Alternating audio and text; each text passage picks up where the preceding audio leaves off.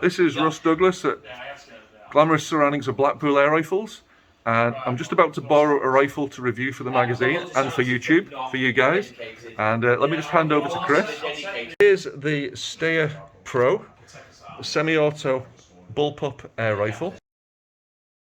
Very nice looking bullpup. And here's Chris, the owner. Yes. Hi guys. Out of stock at the moment. So, what are you going to show us, Chris? Quick ready to load. Pellets in from that side, because it doesn't actually show you. Right. Little slot at the back, turn it in, and then push it clockwise till it stops. Right. Tap down, cock it. Hold on, show me the cocking again. Cock it again, just pull it back, it'll click. Yep.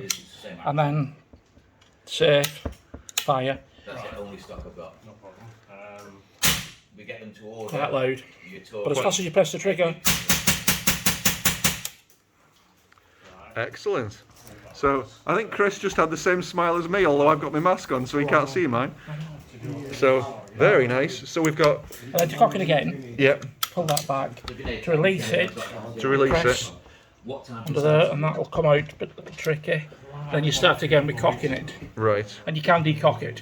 You can decock it. Yes, you can. Okay. So cool. That won't fire now. It'll just click. So how did you decock it? Pushing that little button underneath.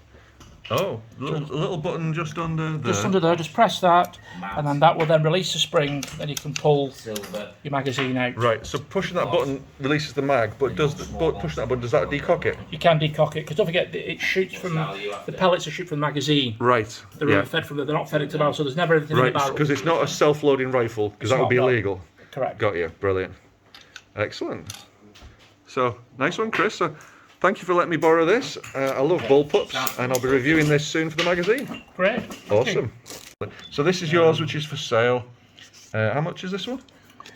It's 2,500, but it's got a Steyr laminate stock with it as well as this one. Oh right, so it's 2.5 grand, but it does have 2 stocks. Yes, and it's got 2 magazines. Right. Okay.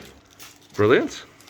The newer fill probe. So Chris has just told me this has got the newer fill probe with a larger aperture, but he's warned me it can be very slow to fill. So when you think it's not filling, it is filling, but it's just filling very slowly. Manometer, and you've got a blanking plug for the fill probe hole. We've got 1/2 inch UNF. Yes. Right. Okay.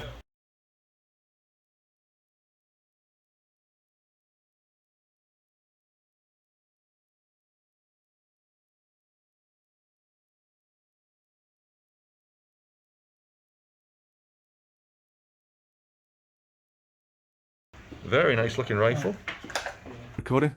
So we have Bruce here and his first feel of the Steyr Pro X, and he's basically put the empty mag in, wound it round clockwise against spring tension, close the little lid, put it on fire, and go for it, Bruce.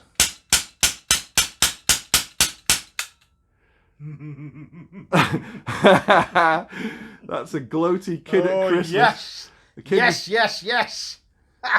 I like that. Do it again. So, you've cocked it. Cocked it, open that, wind the magazine up. Okay, you need to fill up. And now I'm ready to go again. Oh, it's magic.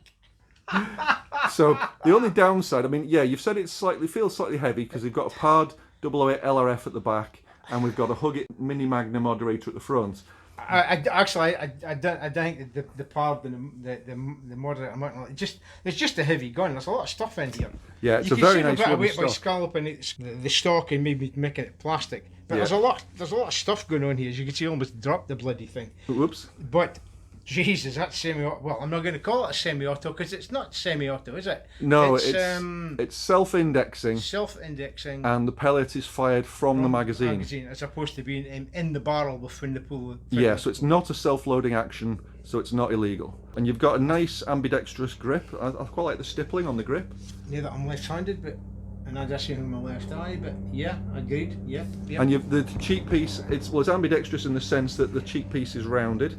Yeah. So and even though this is not height adjustable, I don't think, is it? No, it's not. No. But even with the Pard, which are notoriously high, I'm getting a good head position. I always know when I've got it right. It's when the edge of the rubber touches the tip of my nose. Yes. And I'm bang there. I'm right on it there. That's comfortable for me. That. Excellent.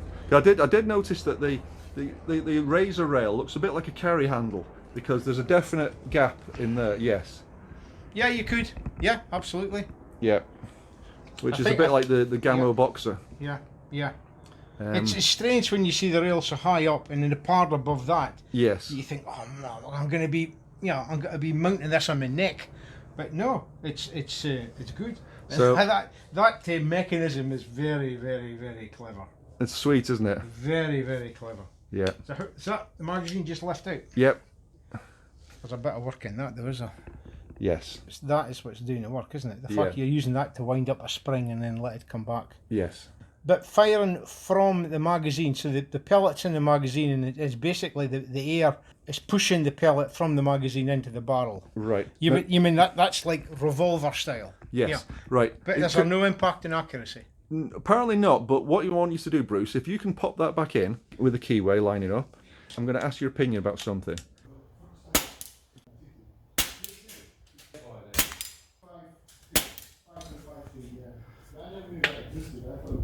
Very loud under my right lug. I think there might be a gap between the face of the breech of the barrel and the face of the magazine, because there's a definite bang crack in my lugs. I'm actually going to pop an earplug in to my right ear.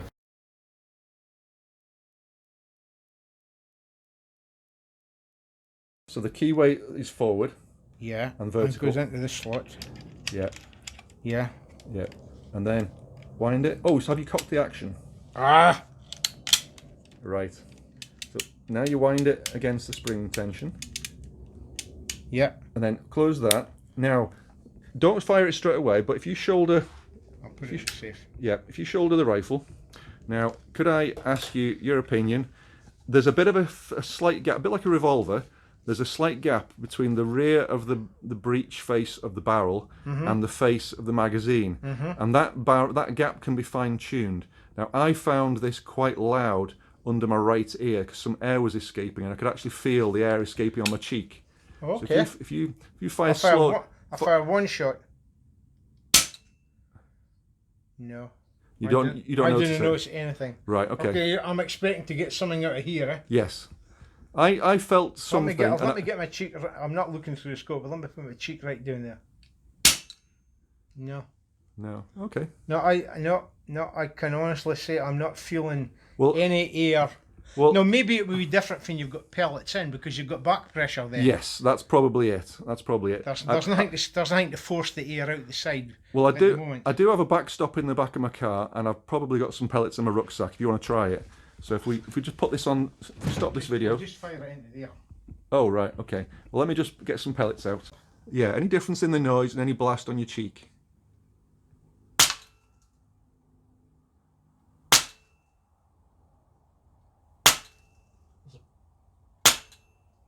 No. No. Well, on Wednesday night at Gark at the club at the range, myself and one other shooter noticed, and there was another guy asked who didn't notice, and you don't notice. So I noticed no difference in the noise level, and I don't feel anything on my cheek. Yeah. Well, this being a loaner rifle loaned from Chris kindly at Blackpool Air Rifles, thank you again, Chris. I'm not going to check the cheek piece off and adjust the clearance between the front face of the magazine and the rear of the breech of the barrel, which some people apparently, from looking at the airgun forum, etc., some people have adjusted that to reduce this blast. But it's not bothering me. If you hadn't mentioned it, I would never have known it was even... Okay, I thought about there had to be a gap between the magazine and the barrel. Yeah. A la revolver style. But as far as a blast of air or air being forced into that, out of that gap, no, I'm not noticing anything at all. Brilliant. Well, thanks for your opinion, Bruce. That's okay. So you like the rifle? I do. It's got a bit of weight to it. I need to go to fucking bodybuilding classes to carry it about, like. Yeah. Well, I've not been able to add a sling because it's not my rifle, so I don't want to be drilling. How does the weight of this compare with your FX? I think this wouldn't stock. I mean, it's a nice stock. I like the grip, but you would think that would be making it heavier. You'd think the synthetic stock would knock a bit of the weight off it. Off the top of my head, my FX Wildcat is 6.5 pounds unloaded, unscoped, and this is 8.25 pounds, I think. and I think this is 10.25 pounds with the with the Pard008LRF and the Huggett Mini Magna on the end with the adapter. So that's a neat cocking mechanism, I have to say. It is. What I'll probably have to do at some point is dismount the stock and just take a photo of the raw action, you know.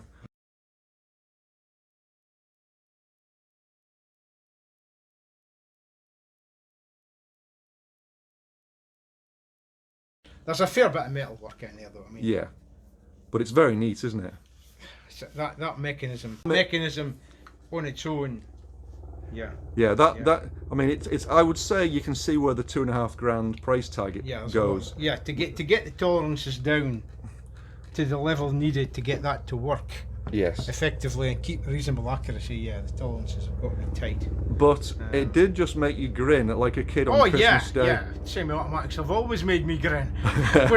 when I had semi-automatic 2.2s, they always made me grin. Didn't do my pocket any good, like with the amount of ammunition I was firing, but they always made me grin. Excellent. Oh, excuse the helicopter going over. This is Aberdeen, after all. I can't edit the helicopter noise out, unfortunately. No, go for it.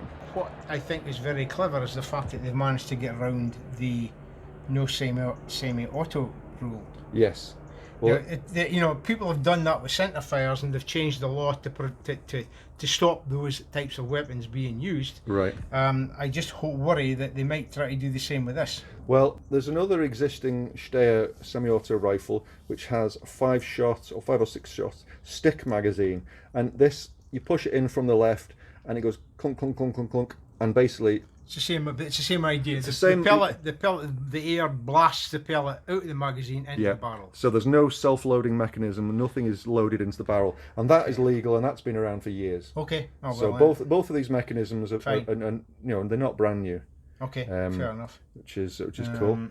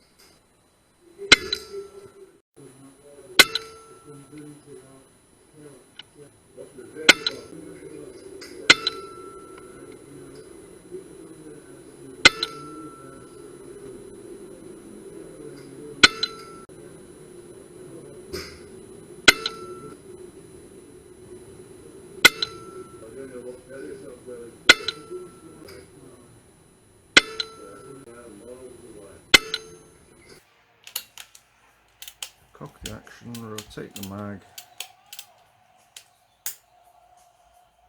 Safety off.